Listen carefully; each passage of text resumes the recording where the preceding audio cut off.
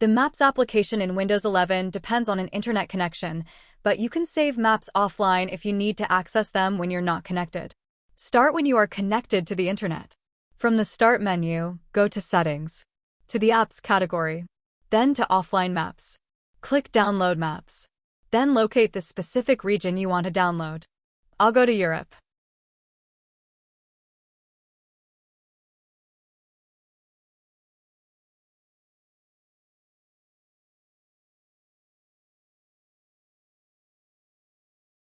To Italy, then click Choose Region.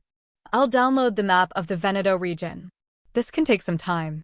Later, when you are not connected to the internet, launch the Maps application and search for a location.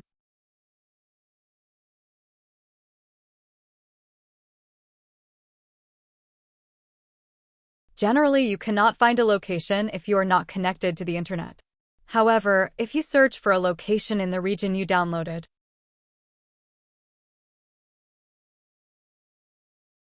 it will find that location, and you can search for other locations and get directions within the downloaded area to free up space on your storage drive. Later, go back to Settings,